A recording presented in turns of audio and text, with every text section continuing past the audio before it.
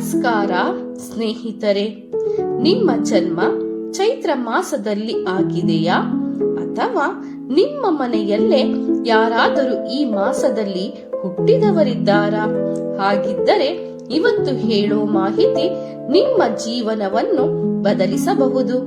ಏಕೆಂದರೆ ಚೈತ್ರ ಮಾಸ ಇದು ಸಾಮಾನ್ಯ ಮಾಸ ಅಲ್ಲ, ಇದು ಹೊಸ ವರ್ಷ ಆರಂಭ ಆಗೋ ಪವಿತ್ರ ಸಮಯ. ಹಾಗಾಗಿ ಈ ಸಮಯದಲ್ಲಿ ಜನ್ಮ ಪಡೆದವರು ದೇವರ ವಿಶೇಷ ಕೃಪೆ ಪಡೆದವರು ಅಂತ ಹೇಳಲಾಗುತ್ತದೆ.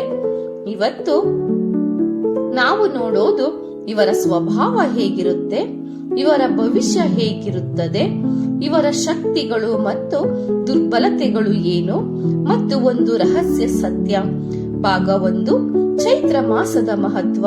ಚೈತ್ರ ಮಾಸ ಇದು ಸಾಮಾನ್ಯ ತಿಂಗಳು ಅಲ್ಲ, ಇದು ಹಿಂದೂ ಪಂಚಾಂಗದ ಪ್ರಕಾರ ವರ್ಷದ ಮೊದಲ ತಿಂಗಳು.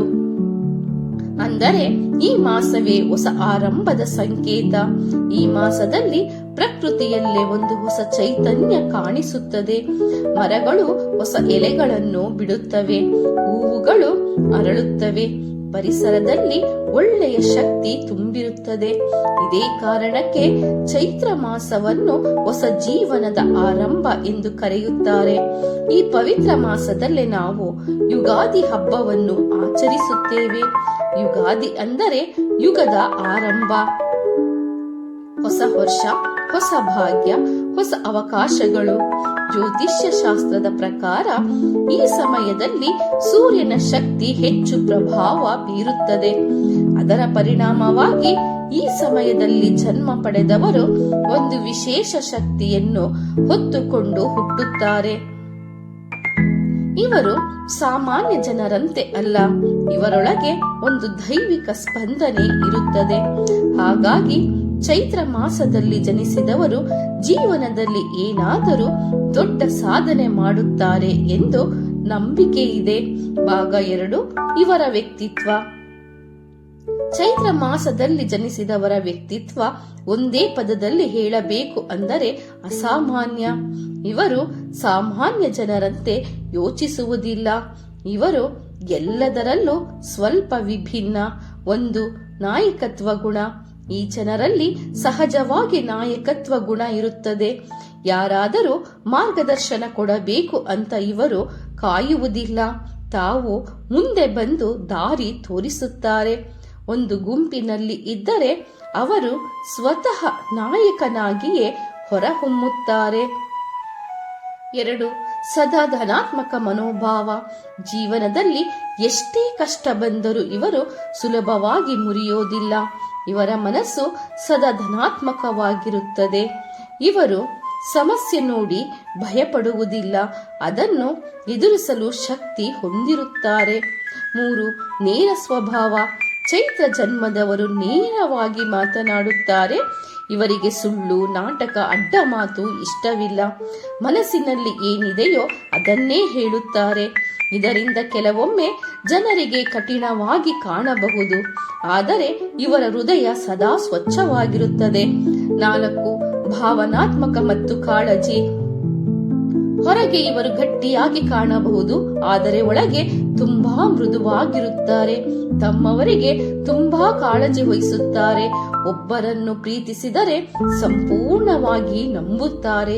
ಇವರ ಪ್ರೀತಿ ನಿಜವಾದದ್ದು, ನಾಟಕವಲ್ಲ.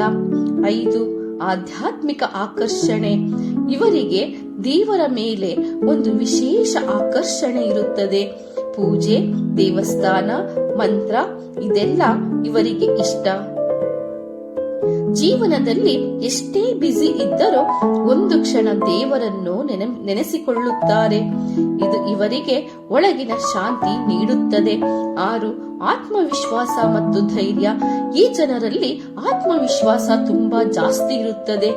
ಏನಾದರೂ ಸಾಧಿಸಬೇಕು ಅಂದರೆ ಅದನ್ನು ಸಾಧಿಸುವವರೆಗೆ ಬಿಡೋದಿಲ್ಲ. ಇವರು ಸೋಲಿಗೆ ಹೆದರುವವರಲ್ಲ, ಸೋಲನ್ನೇ ಪಾಠವಾಗಿ ತೆಗೆದುಕೊಳ್ಳುತ್ತಾರೆ. ಆದರೆ ಈ ಎಲ್ಲ ಗುಣಗಳ ಜೊತೆಗೆ ಇವರಲ್ಲಿ ಕೆಲವು ದುರ್ಬಲತೆಗಳೂ ಇವೆ. ಅವು ಯಾವುವು ಗೊತ್ತಾ?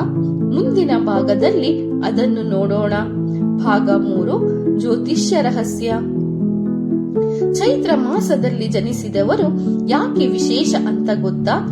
ಇದರ ಹಿಂದೆ ಒಂದು ದೊಡ್ಡ ಜ್ಯೋತಿಷ್ಯ ರಹಸ್ಯ ಇದೆ. ಚೈತ್ರ ಮಾಸದಲ್ಲಿ ಸಾಮಾನ್ಯವಾಗಿ ಸೂರ್ಯನ ಪ್ರಭಾವ ತುಂಬಾ ಬಲವಾಗಿರುತ್ತದೆ. ಸೂರ್ಯ ಅಂದರೆ ಶಕ್ತಿ, ನಾಯಕತ್ವ, ಆತ್ಮವಿಶ್ವಾಸ. ಹಾಗಾಗಿ ಈ ಸಮಯದಲ್ಲಿ ಹುಟ್ಟಿದವರು ಸ್ವಾಭಾವಿಕವಾಗಿ ಶಕ್ತಿಶಾಲಿಗಳಾಗಿರುತ್ತಾರೆ. ಇದರ ಜೊತೆಗೆ ಚಂದ್ರನ ಪ್ರಭಾವ ಕೂಡ ಇರುತ್ತದೆ. ಚಂದ್ರ ಅಂದರೆ ಮನಸ್ಸು, ಶಾಂತಿ, ಭಾವನೆ. ಅದರ ಪರಿಣಾಮವಾಗಿ ಈ ಜನರಲ್ಲಿ ಶಕ್ತಿ ಮತ್ತು ಶಾಂತಿ ಎರಡೂ ಸಮತೋಲನದಲ್ಲಿ ಇರುತ್ತವೆ. ಜ್ಯೋತಿಷ್ಯ ಪ್ರಕಾರ ಚೈತ್ರ ಮಾಸದಲ್ಲಿ ಹುಟ್ಟಿದವರು ಹೆಚ್ಚು ಮಂದಿ ಮೇಷರಾಶಿ ಅಥವಾ ವೃಷಭ ರಾಶಿಗೆ ಸೇರಿರುತ್ತಾರೆ. ಮೇಷರಾಶಿ ಜನರು ಧೈರ್ಯಶಾಲಿಗಳು, ವೃಷಭ ರಾಶಿ ಜನರು ಸ್ಥಿರ ಮನಸ್ಸಿನವರು. ಈ ಎರಡೂ ರಾಶಿಗಳ ಗುಣಗಳು ಚೈತ್ರ ಜನ್ಮದವರಲ್ಲಿ ಕಾಣಿಸುತ್ತವೆ. ರಹಸ್ಯ ಸತ್ಯ: ಚೈತ್ರ ಮಾಸದಲ್ಲಿ ಜನಿಸಿದವರ ಜೀವನದಲ್ಲಿ ಒಂದು ವಿಚಿತ್ರ ಪ್ಯಾಟರ್ನ್ ಇರುತ್ತದೆ. ಆರಂಭದಲ್ಲಿ ಇವರು ತುಂಬಾ ಕಷ್ಟ ಅನುಭವಿಸುತ್ತಾರೆ. ಎಲ್ಲವೂ ನಿಧಾನವಾಗಿ ನಡೆಯುತ್ತದೆ. ಆದರೆ ಒಂದು ಸಮಯದ ನಂತರ ಇವರ ಜೀವನ ಸಂಪೂರ್ಣವಾಗಿ ಬದಲಾಗುತ್ತದೆ. ಒಮ್ಮೆ ಯಶಸ್ಸು ಬಂದರೆ ಅದು ದೊಡ್ಡ ಮಟ್ಟದಲ್ಲಿ ಬರುತ್ತದೆ. ಇವರು ಸಾಮಾನ್ಯ ಯಶಸ್ಸಿಗೆ ಹುಟ್ಟಿಲ್ಲ, ಇವರು ದೊಡ್ಡ ಸಾಧನೆಗಾಗಿ ಹುಟ್ಟಿದ್ದಾರೆ. ಆದರೆ ಒಂದು ತಪ್ಪು ಮಾಡಿದರೆ ಈ ಶಕ್ತಿ ಎಲ್ಲ ವ್ಯರ್ಥವಾಗಬಹುದು. ಅದು ಯಾವ ತಪ್ಪು ಗೊತ್ತಾ? ಮುಂದಿನ ಭಾಗದಲ್ಲಿ ಅದನ್ನು ನೋಡೋಣ. ಭಾಗ 4: ದುರ್ಬಲತೆಗಳು ಮತ್ತು ಎಚ್ಚರಿಕೆ. ಪ್ರತಿ ಶಕ್ತಿಯ ಹಿಂದೆ ಒಂದು ದುರ್ಬಲತೆ ಇರುತ್ತದೆ. ಅದೇ ರೀತಿ ಚೈತ್ರ ಮಾಸದಲ್ಲಿ ಜನಿಸಿದವರಲ್ಲೂ ಕೆಲವು ಎಚ್ಚರಿಕೆ ವಿಷಯಗಳಿವೆ. ಒಂದು, ಹೆಚ್ಚು ಅಹಂಕಾರ. ಇವರಲ್ಲಿ ಆತ್ಮವಿಶ್ವಾಸ ತುಂಬಾ ಜಾಸ್ತಿ ಇರುತ್ತದೆ. ಆದರೆ ಕೆಲವೊಮ್ಮೆ ಅದು ಅಹಂಕಾರವಾಗಿ ಮಾರ್ಪಡಬಹುದು. ನಾನು ಹೇಳಿದ್ದು ಸರಿಯೇ ಅನ್ನೋ ಹಠ ಇವರನ್ನು ಸಮಸ್ಯೆಗೆ ತಳ್ಳಬಹುದು. 2, ಬೇಗ ಕೋಪ. ಚೈತ್ರ ಜನ್ಮದವರು ಶಾಂತವಾಗಿರುತ್ತಾರೆ, ಆದರೆ ಒಮ್ಮೆ ಕೋಪ ಬಂದರೆ ಅದು ತೀವ್ರವಾಗಿರುತ್ತದೆ. ಈ ಒಂದು ಕೋಪವೇ ಒಳ್ಳೆಯ ಸಂಬಂಧಗಳನ್ನು ಹಾಳು ಮಾಡಬಹುದು. 3, ನಂಬಿಕೆ ಸಮಸ್ಯೆ.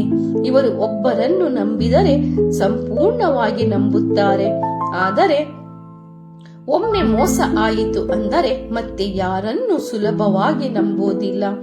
ಇದರಿಂದ ಜೀವನದಲ್ಲಿ ಒಂಟಿತನ ಕೂಡ ಬರುತ್ತದೆ.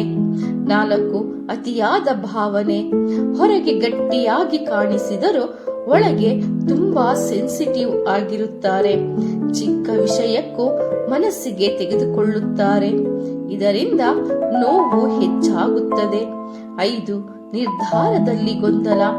ಕೆಲವೊಮ್ಮೆ ದೊಡ್ಡ ನಿರ್ಧಾರ ತೆಗೆದುಕೊಳ್ಳುವಾಗ ಇವರು ಗೊಂದಲಕ್ಕೀಡಾಗುತ್ತಾರೆ. ಇದರಿಂದ ಅವಕಾಶಗಳು ಕೈತಪ್ಪಬಹುದು. ಮುಖ್ಯ ಎಚ್ಚರಿಕೆ: ಈ ಎಲ್ಲಾ ದುರ್ಬಲತೆಗಳನ್ನು ನಿಯಂತ್ರಿಸದಿದ್ದರೆ ಇವರಲ್ಲಿ ಇರುವ ದೊಡ್ಡ ಶಕ್ತಿ ವ್ಯರ್ಥವಾಗಬಹುದು. ಆದರೆ ಒಳ್ಳೆಯ ವಿಷಯ ಏನು ಅಂದರೆ ಇವರು ಬೇಗ ತಿದ್ದಿಕೊಳ್ಳುವ ಶಕ್ತಿ ಹೊಂದಿದ್ದಾರೆ. ಹಾಗಾದರೆ ಈ ದುರ್ಬಲತೆಗಳನ್ನು ಹೇಗೆ ನಿವಾರಿಸಬೇಕು? ಅದಕ್ಕೆ ಒಂದು ಸರಳ ಆದರೆ ಶಕ್ತಿಶಾಲಿ ಉಪಾಯ ಇದೆ. ಮುಂದಿನ ಭಾಗದಲ್ಲಿ ಆ ರಹಸ್ಯ ಉಪಾಯವನ್ನು ನೋಡೋಣ. ಭಾಗ 5: ಶಕ್ತಿಶಾಲಿ ಉಪಾಯ. ಚೈತ್ರ ಮಾಸದಲ್ಲಿ ಜನಿಸಿದವರು ತಮ್ಮ ಜೀವನದ ಶಕ್ತಿಯನ್ನು ಹೆಚ್ಚಿಸಿಕೊಳ್ಳಲು ಒಂದು ಸರಳ ಆದರೆ ಬಹಳ ಪರಿಣಾಮಕಾರಿ ಉಪಾಯ ಇದೆ. ಉಪಾಯ 1: ದೀಪ ಹಚ್ಚುವುದು. ಪ್ರತಿ ಸೋಮವಾರ ಅಥವಾ ಮಂಗಳವಾರ ಬೆಳಗ್ಗೆ ಅಥವಾ ಸಂಜೆ ಒಂದು ದೀಪ ಹಚ್ಚಿ. ದೀಪದ ಬೆಳಕು ನಿಮ್ಮ ಒಳಗಿನ ನಕಾರಾತ್ಮಕತೆಯನ್ನು ದೂರ ಮಾಡುತ್ತದೆ. ಉಪಾಯ 2: ಮಂತ್ರ ಜಪ. ದೀಪ ಹಚ್ಚಿದ ನಂತರ ಓಂ ನಮಃ ಶಿವಾಯ ಎಂದು ಕನಿಷ್ಠ 21 ಬಾರಿ ಜಪ ಮಾಡಿ. ಈ ಮಂತ್ರ ನಿಮ್ಮ ಮನಸ್ಸನ್ನು ಶಾಂತಗೊಳಿಸಿ ಶಕ್ತಿಯನ್ನು ಹೆಚ್ಚಿಸುತ್ತದೆ. ಉಪಾಯ 3: ಸೂರ್ಯನಿಗೆ ನೀರು ಅರ್ಪಣೆ.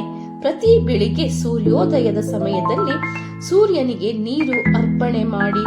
ಇದು ನಿಮ್ಮ ಆತ್ಮವಿಶ್ವಾಸ, ಮತ್ತು ಭಾಗ್ಯವನ್ನು ಹೆಚ್ಚಿಸುತ್ತದೆ. ಉಪಾಯ 4. ಭಕ್ತಿ ಮತ್ತು ಶ್ರದ್ಧೆ. ವಾರಕ್ಕೆ ಕನಿಷ್ಠ 1 ಬಾರಿ ದೇವಸ್ಥಾನಕ್ಕೆ ಹೋಗಿ ದೇವರನ್ನು ನೆನೆಸಿಕೊಳ್ಳಿ. ನಿಮ್ಮ ಮನಸ್ಸು ಶಾಂತವಾಗುತ್ತದೆ, ಜೀವನದಲ್ಲಿ ಸ್ಪಷ್ಟತೆ ಬರುತ್ತದೆ. ಈ ಸರಳ ಉಪಾಯಗಳನ್ನು ನೀವು ನಿಷ್ಠೆಯಿಂದ ಮಾಡಿದರೆ ನಿಮ್ಮ ಜೀವನದಲ್ಲಿ ಅದ್ಭುತ ಬದಲಾವಣೆಗಳನ್ನು ನೋಡಬಹುದು.